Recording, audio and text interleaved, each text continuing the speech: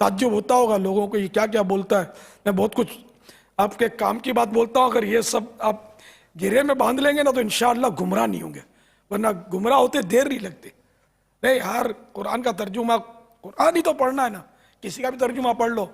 یہ کیسے ہو سکتا ہے؟ کسی کا بھی پڑھ لو، ایمان سے ہاتھ دھو بیٹھو گے پتہ بھی نہیں چلے گا. ایک لفظ کے کئی کئی معنی ہوتے ہیں.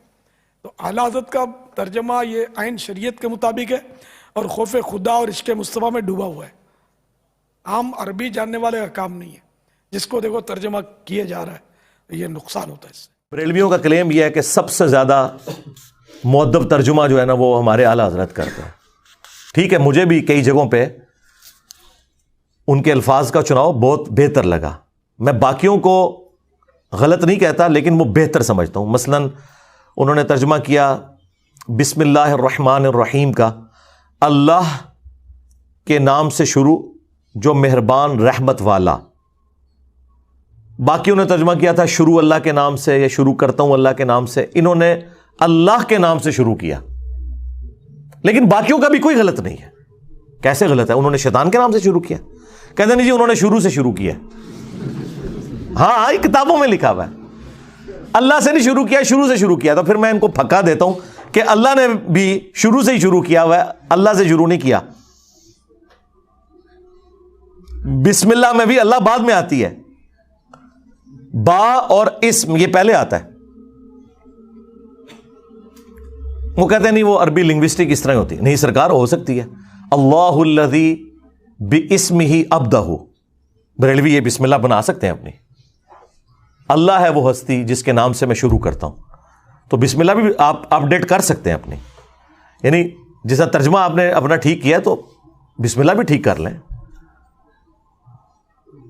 تو اللہ کو عربی آتی تھی، اللہ یوں بھی بسم اللہ نازل فرما سکتا تھا. اللہ الذی، اور یہ تو قرآن میں ہے نا، هو اللہ الذی، اللہ الذی باسمہ ابدہ، اللہ ہے وہ ہستی جس کے نام سے میں ابتدا کرتا ہوں. بسم اللہ یہ ہو سکتی تھی. یہ کہانیاں چھوڑیں یار. 10 صحابہ اولو العزم آ جائیں نا، عشرہ مبشرہ، جنہیں اردو آتی ہو، ہم انہیں قرآن کی عربی کا ایک صفحہ دیں اور کہ اس کا ترجمہ کرو، کیا 10 کے 10 ایک طرح کے الفاظ کے ساتھ ترجمہ کریں گے؟ ہو ہی نہیں سکتا. ہاں مفہوم ایک ہوگا. یہ ہو ہی نہیں سکتا کہ ایک زبان دوسری میں ٹرانسلیٹ ہو تو الفاظ کا چناؤ ایک جیسا ہو. مفہوم ایک ہی ہوگا. آپ 10 PhD انگلش لے آئیں، انہیں آپ انگلش کا ایک مضمون دیں اور انہیں اردو بھی آتی ہو، انہیں کہیں اسے اردو میں ٹرانسلیٹ کرو، کیا ورڈ بائی ورڈ ایک ایک لفظ ملتا جلتا ہوگا؟ نہیں، مفہوم ایک جیسا ہوگا. تو یہاں پہ بھی مفہوم کے اوپر جایا کریں. مفہوم ایک جیسا ہے، الفاظ کے چناؤ میں فرق ہو سکتا ہے. اللہ تعالیٰ نے جو الفاظ استعمال کیے ہیں اس کے ایکویلنٹ اگر دوسری زبان کے اندر کوئی سمجھتا ہے کہ اس کی بجائے یہ لفظ استعمال ہونا چاہیے، اس کا رائٹ ہے، کرے، دوسرے کے اوپر نہ کرے. واللہ خیر الماکرین کا ترجمہ باقی لوگوں نے کیا اللہ سب سے بہترین مکر فرمانے والا ہے. بریلوی کہتے ہیں دیکھو جی انہوں نے اللہ کو مکار کہہ دیا. او بھئی یہ عربی میں لفظ استعمال ہوا ہے خیر الماکرین. وہ کہتے ہیں نہیں تدبیر ہونا چاہیے. تدبیر خود عربی کا لفظ ہے، اللہ نے تو نہیں یوز کیا. کہتے ہیں دیکھیں جی اعلیٰ حضرت نے کتنا پیارا ترجمہ کیا ہے، وَمَكَرُوا وَمَكَرَ اللَّهُ وَاللَّهُ خَيْرُ الْمَاكِرِينَ. انہوں نے بھی مکر کیا اور اللہ نے بھی اپنی خفیہ تدبیر فرمائی، اور اللہ سب سے بہتر خفیہ تدبیر فرمانے والا ہے. کہتے ہیں دیکھیں کتنا بادب ترجمہ ہے. بادب انہوں نے خود ہی ترجمہ بنا چھڑا ہے نا. ادا تدبیر بھی تو عربی کا لفظ تھا. تو جنہوں نے یہ ترجمہ کیا کہ انہوں نے بھی مکر کیا، اللہ نے بھی مکر کیا، اور اللہ سب سے بہتر مکر فرمانے والا ہے، تو اس مکر سے مراد جیسا کہ اللہ کی شان کے لائق ہے. اللہ نے تو دونوں کے لیے مکر کا لفظ استعمال کیا، اس میں کون سی تکلیف ہو گئی؟ ہاں آپ یہ کہہ سکتے ہیں کہ یہ بہتر تھا، یہ نہ کہ انہوں نے گستاخی کی ہے، یہ ظلم ہے.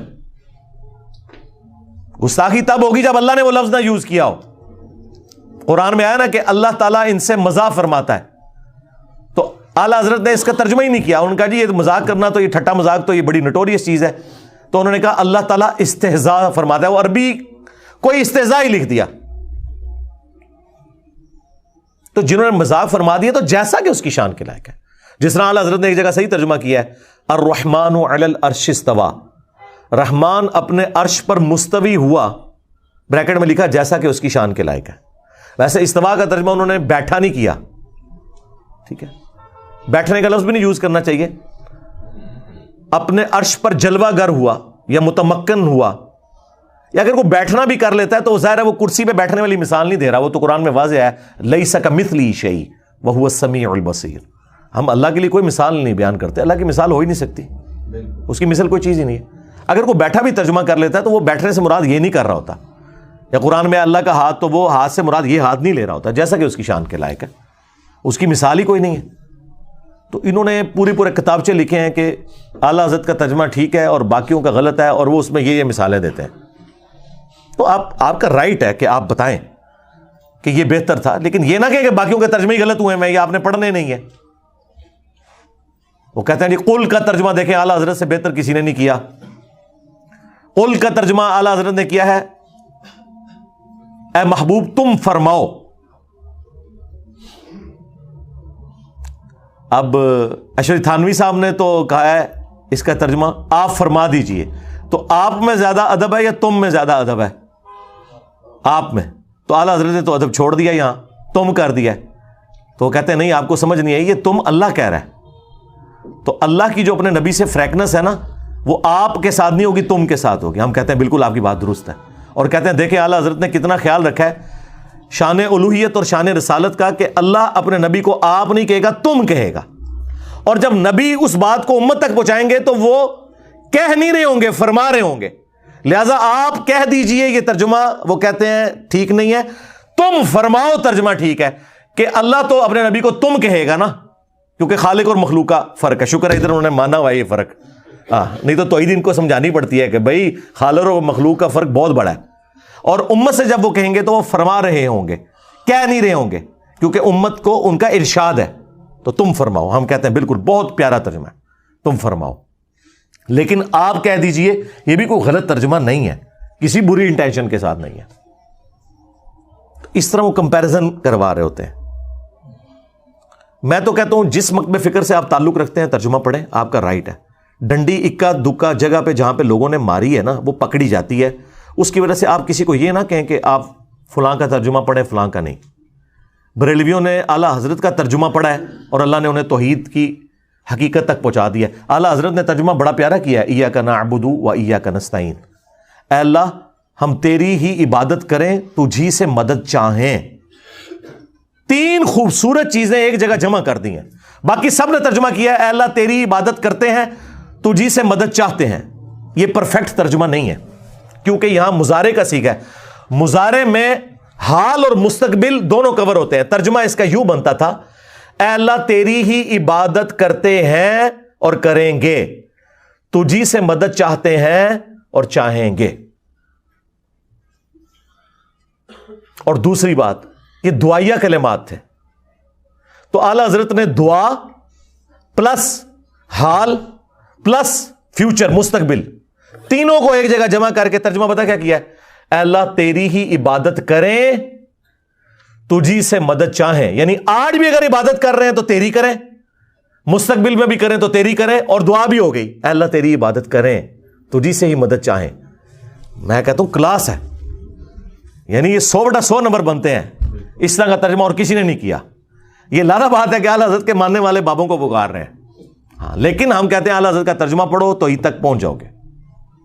بریلوی ہو تو اعلیٰ حضرت کا ترجمہ پڑھ لو, دیوبندی ہو تو اپنے اشرف تھانوی کا ترجمہ پڑھ لو, اہل حدیث ہو تو اپنے جوڑا گڑھی صاحب کا ترجمہ پڑھ لو, شیعہ ہو تو اپنے فرمان علی شاہ کا ترجمہ پڑھ لو. انہوں نے بھی یہی ترجمہ کیا اللہ تیری عبادت کریں تجھی سے مدد چاہیں. بعد میں بے شک وہ پکارتے رہے یا علی مدد کہتے رہے یا شیخ عبد القادر جیلانی مدد کہتے رہے, اسے کوئی فرق نہیں پڑتا. قرآن میں تو یہی لکھا ہوا نا. پھر ہم کیوں نہ کہیں کہ مرنے سے پہلے اے مسلمان کر لے اس پہ غور, کتابوں کا خدا اور ہے بابوں کا خدا اور. یعنی کہ اسی خدا کو مانتے ہیں لیکن تعلیمات وہ نہیں ہیں جو کتابوں میں آئی ہیں. بابوں نے اپنی طرف سے ہی دین گھاڑ کے آپ کو بتایا. تو جہاں جہاں پہ ان کا ترجمہ اچھا ہے ہم تعریف کرتے ہیں کہ بہت اچھا ترجمہ کیا ہے, لیکن جہاں جہاں ڈنڈی ماری وہ پکڑی گئی. آپ دیکھیں نا انا ارسلناک شاہدا و مبشرا و نذیرا, اس کا ترجمہ اتنا ظلم پہ مبنی انہوں نے کیا, اے نبی ہم نے آپ کو حاضر و ناظر بنا کے بھیجا. اب عام بندے کو کہ وہ کہتا ہے قرآن میں لکھا ہے حاضر و ناظر, آپ کیوں نہیں مانتے؟ اب انہیں کون بتائے کہ یہ حاضر و ناظر دونوں لفظ عربی کے تھے, حاضر ناظر, قرآن میں تو نہیں لکھے ہوئے. قرآن کے جو الفاظ ہیں وہ ہے शाहिद, तो शाहिद का तर्जुमा उन्होंने कर दिया है हाजिर व नाज़िर। अब इसकी वजह से मुसीबत खड़ी होगी। इसी वजह से फिर अहले हदीस देवबंदी कहते हैं जी आला हजरत ने तर्जुमा चेंज कर दिया। हम कहते हैं कोई फर्क नहीं पड़ता, आला हजरत ने अपनी डंडी खुद ही पकड़ ली है। हर जगह तो बंदा डंडी ना मार सकता। यही शाहिद का लफ्ज, शहीद का लफ्ज जब आया है ना सूरतुल बकरा में, पारा नंबर 2 के आगाज के अंदर, आला हजरत उन फौत हो गए ने, रुजू भी नहीं कर सकते, नहीं तो रुजू करवा लेंगे। आयत नंबर 143, वकज़ालिका जअलनाकुम उम्मतन वसता, और इस तरीके से हमने तुम्हें मोतदिल उम्मत बनाया है, लितकूनु शुहदा अलन नास, ताकि तुम हाजिर नाजिर बन जाओ लोगों पर। पूरी उम्मत हाजिर नाजिर। अब मैं वो तर्जुमा वो कर रहा हूं, वायकून रसूल अलैकुम शहीदा, और रसूलुल्लाह तुम पर गवाह बन जाए, तुम पर हाजिर नाजिर हो जाए। अब यहां पे उम्मत को पहले हाजिर नाजिर मानना पड़ना था और नबी अलैहिस्सलाम को बाद में। अब आला हज़रत ने यहां तर्जुमा ठीक किया है, ताकि तुम गवाह बन जाओ और लोगों पर, और ये रसूल तुम पर गवाह। आयो ना दाढ़ थले आला हज़रत जी। अपना खुद तर्जुमा वायलेट कर दिया। यही तर्जुमा था वो इन्ना अरसलना का शाहिदन व मुबश्शिरन व नज़ीरा में, वहां इन्होंने और तर्जुमा कर दिया। लेकिन सूरह अल बकरा की आयत नंबर 143 में उन्होंने वही तर्जुमा किया जो बनता था, यानी शहादत अलन नास हम दे रहे हैं। मौला मौदूदी की एक किताब भी है शहादत अलन नास, यानी इस उम्मत का काम है कि वो ख़त्म नबूवत की बरकत से, नबी अलैहिस्सलाम के बाद तो कोई पैगंबर नहीं आना, वो रसूलुल्लाह के बिहाफ पे अल्लाह की और दीन की गवाही देगी और लोगों के सामने यानी दीन का पैगाम पहुंचाएगी, जिस तरह नबी अलैहिस्सलाम ने शहादत अलन नास की अपने ज़माने के लोगों के ऊपर। और इसके कॉन्टेक्स्ट में बुखारी में हदीस भी है कि क़यामत वाले दिन हज़रत नूह अलैहिस्सलाम के उम्मती इनकार कर देंगे कि हमारे नबी ने हम तक पैगाम ही नहीं पहुंचाया, तो रसूलुल्लाह की उम्मत गवाही देगी कि हज़रत नूह अलैहिस्सलाम ने पैगाम पहुंचाया था हज़रत नूह के हक में। वो उम्मत कहेगी कि जी आप गवाह लेके आए, तो हुजूर की उम्मत कहेगी कि हम गवाही देते हैं। तो हुजूर की उम्मत ने हज़रत नूह अलैहिस्सलाम का ज़माना पाया हुआ है, कैसे गवाही देंगे? कुरान के होने पे, कि कुरान में आया था कि सूरह नूह मौजूद थी, सूरह हूद मौजूद थी, सूरतुल अराफ मौजूद थी, कि कितनी मेहनत के साथ उस शख्स ने 950 साल तक तौहीद का अलम बुलंद किया, तब भी उम्मत में से चंद लोगों ने सिर्फ हक कबूल किया। तो ये उम्मत मुहम्मदिया गवाही देगी। तो नबी अलैहिस्सलाम ने इस आयत के कॉन्टेक्स्ट में फरमाया कि ये उम्मत गवाह होगी अगली उम्मतों के ऊपर भी, उनके नबियों के हक में गवाही देगी कुरान की बरकत से। यह नहीं कि हाज़िर नाज़िर थी। यहां पे डंडी आला हज़रत मार गए और वो डंडी पकड़ी गई। फिर सूरतुल क़सस में ऐसे पकड़ी गई कि सूरह आल इमरान में, सूरह क़सस में और कई जगहों पे आया कि ऐ नबी आप मौजूद नहीं थे जब हमने मूसा अलैहिस्सलाम को कोहे तूर के पास पुकारा था। और अल्लाह ताला अपने नबी की नबूवत की दलील ये बता रहा है कि तुम में वो शख्स है जो अपनी पैदाइश से 1400 साल पहले, ऑलमोस्ट 1400 साल भी नहीं, 2000 साल पहले, हज़रत ईसा अलैहिस्सलाम से 1400 साल पहले का ज़माना है हज़रत मूसा का, अपनी पैदाइश से 2000 साल पहले के ज़माने में जो पैगंबर मूसा अलैहिस्सलाम आए थे, उनकी जो कोहे तूर पे मुलाकात हुई थी अल्लाह ताला के साथ, जैसा कि उसकी शान के लायक है, वो बता रहे हैं। तो अल्लाह ताला फरमाता है नबी तुम वहां मौजूद नहीं थे जब हमने मूसा अलैहिस्सलाम को निदा दी थी, तब भी तुम बता रहे हो, तो इसका मतलब है तुम्हारे पास अल्लाह की वही आती है। अल्लाह के नबी की नबूवत की दलील बनाया जा रहा था, लेकिन साथ एक मसला भी क्लियर हो गया कि हुजूर वहां पे हाजिर नहीं थे, क्योंकि इनका यह अकीदा है, मुफ्ती अहमद यार खान नईमी ने जाल हक में लिखा है कि हुजूर अगली उम्मतों में भी हाजिर नाज़िर थे, सिर्फ इस उम्मत में नहीं। तो कुरान में तो लिखा है नबी तुम वहां मौजूद नहीं थे। तो पता क्या कहते हैं? वो कहते हैं कुरान ने हाजिर की नफी की है, नाजिर की नहीं की है। यानी वहां मौजूद नहीं थे, लेकिन आलम अरवाह में ये मंजर देख रहे थे जिस तरह आज कब्र मुबारक में पूरी उम्मत को देख रहे हैं। कोई अकीदा बना लिया। हम फिर क्या कहते हैं? रुको जरा, सब्र करो, आगे चल, सूरह कसस पढ़, उसमें अल्लाह ताला फरमाया ए नबी ना तो आप वहां मौजूद थे और वमा कुंता मिन शाहिदीन, ना तुम देखने वालों में शामिल थे, ना तुम हाजिर थे, ना तुम नाजिर थे। इसका तर्जुमा आके आला हज़रत ने डंडी मार के चेंज ही कर दिया और बदल दिया। کیونکہ انہیں حاضر و ناظر کی نفی کرنی پڑی. شاہد وہی لفظ آیا یہاں پہ, وما کنت من الشاہدین, نہ آپ شاہدین میں تھے. اور اس سے بڑی ڈنڈی ماری مفتی احمد یار خان نعیمی نے.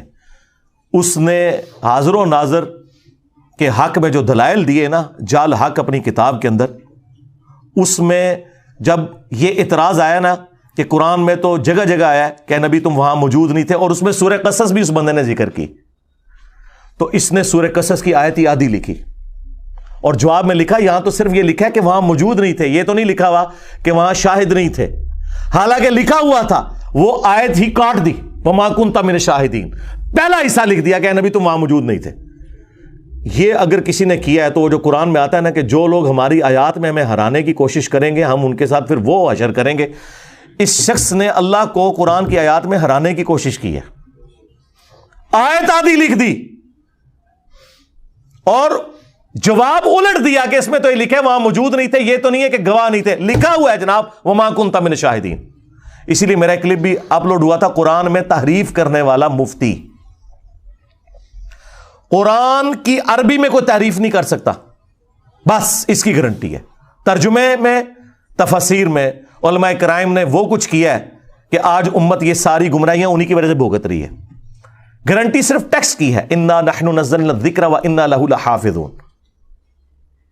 اور وہ جو ترجمے میں بھی ڈنڈی ہے وہ بھی خود ان کے اپنے ترجمے سے پکڑی جاتی ہے. اس لیے میں کہتا ہوں آپ یہ نہ کہیں کہ فلاں کا پڑھو فلاں کا نہ پڑھو, خود ہی جب کوئی پورا ٹوٹالٹی میں قرآن پڑھے گا اسے پتہ چل جائے گا کہ کیا ہوا ہوا ہے.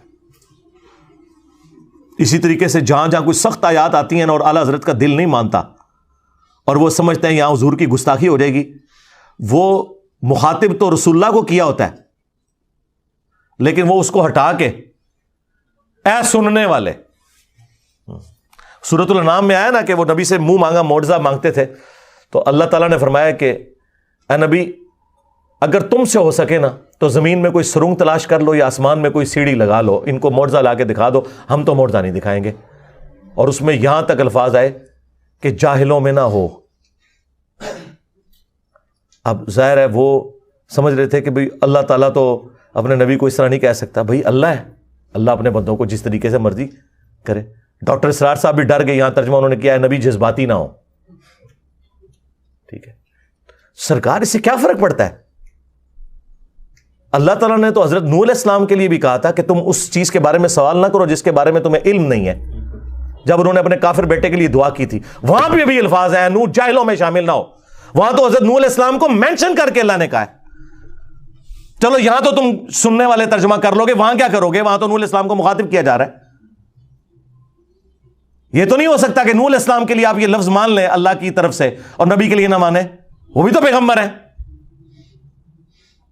لیکن چند کریٹیکل آیات شکر ہے ایسی ہیں جس کا ترجمہ اعلیٰ حضرت نے بھی چینج نہیں کیا. ایک آیت تو میں ضرور کہوں گا کہ وہ آپ پڑھیں, سورۃ الاعراف کی آیت نمبر 188, جس کے بارے میں میرا یہ دعویٰ ہے کہ یہ وہ آیت ہے جو آپ مسلمانوں کے مجمع میں کسی چوک یا چوراہے میں پڑھیں تو شہادت واجب ہو جائے گی. آپ کو کوئی نہ کوئی 295C لگا کے قتل کر دے گا, خواہ آپ اعلیٰ حضرت کا ہی ترجمہ پڑھ دیں سورۃ الاعراف کی آیت نمبر 188 کا, کیونکہ پورے کے پورے ان کے جو عقائد اور نظریات جو انہوں نے گھڑے ہوئے ہیں نا وہ سارے ایک آیت سے فارغ ہو جاتے ہیں.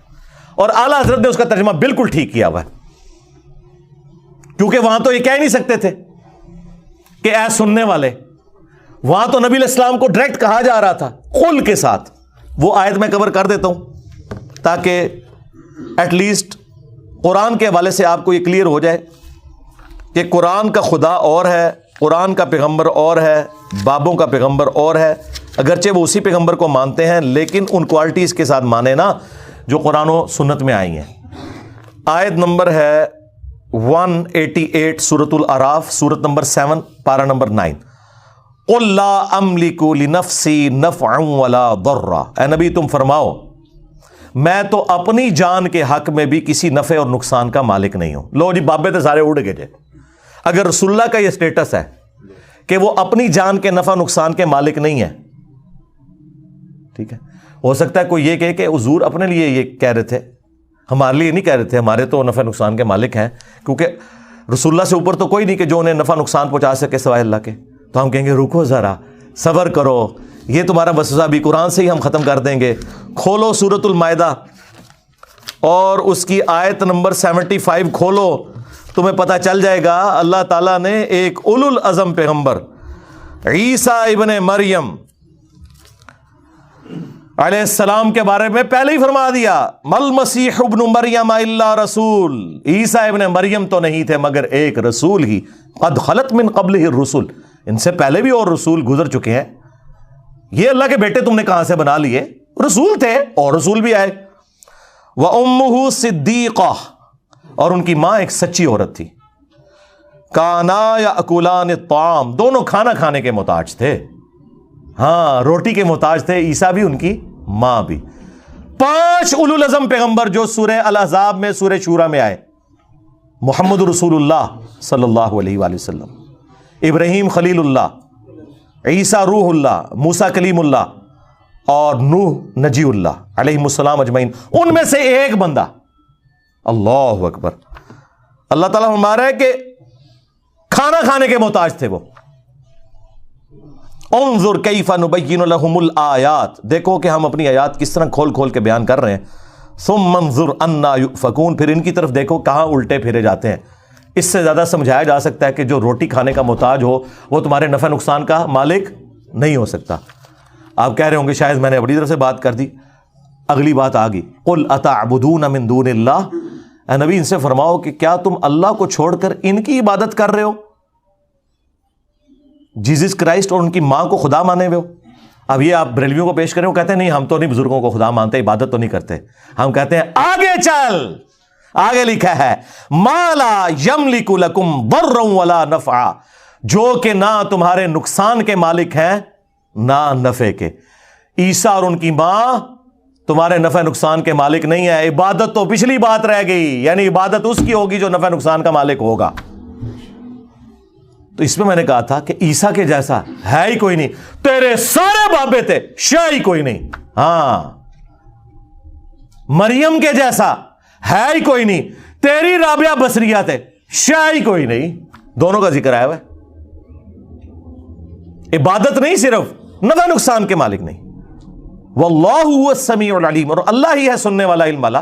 بھائی عیسیٰ ان کی ماں سننے اور علم والے ہو ہی نہیں سکتے تو کس کے مشکل کشا کہاں سے ہوں گے. ہاں, یہاں پہ بھی جو نبی کے لیے آیا کہ اے نبی تم فرما دو میں تو اپنی جان کے لیے بھی نفع نقصان کا مالک نہیں, تو اس کے کانٹیکسٹ میں نے پیش کیا, یہ انہی معنوں میں ہے کہ مالک اللہ ہے. خیر اس آیت میں بھی کھل جائے گا, الا ما شاء اللہ, ہاں مگر جو اللہ چاہے. وَلَوْ كُنْتُ أَعْلَمُ الْغَيْبِ, اور اگر میں غیب خود سے جان لیتا.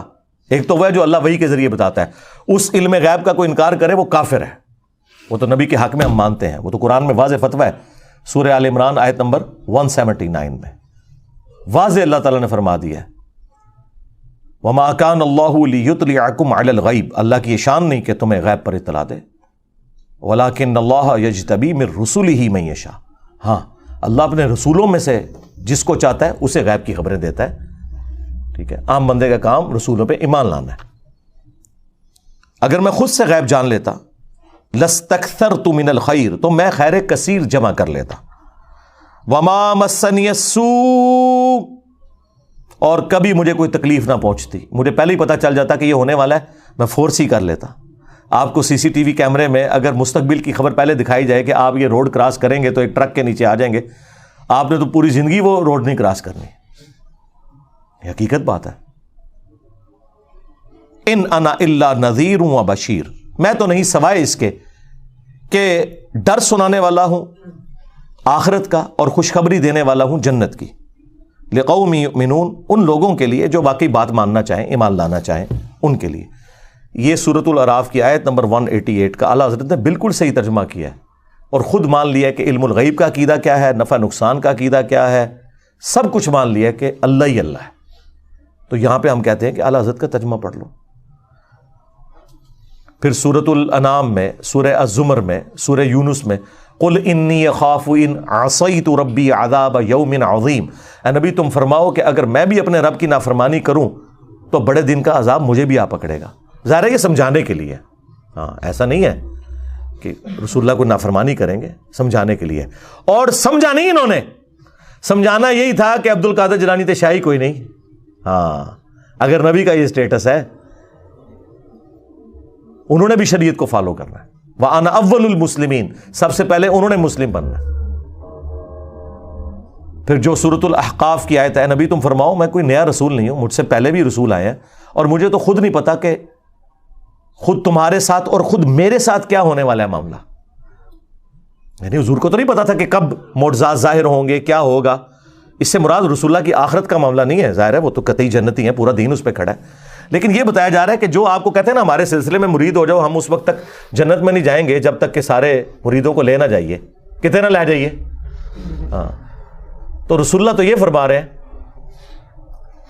مستقبل اللہ اور اس کے بندوں کا معاملہ ہے. حضور جب یہ کہہ رہے تھے نا بخاری مسلم میں کہ اے نبی کے چچا عباس میرے مال سے جو لینا ہے لے لے, اگر اللہ نے تجھے پکڑ لیا میں کچھ کام نہیں آؤں گا. اے نبی کی پھوپھی صفیہ میرے مال سے جو لینا ہے لے لے, اگر اللہ کے حضور پکڑی گئی میں تیرے کچھ کام نہیں آؤں گا.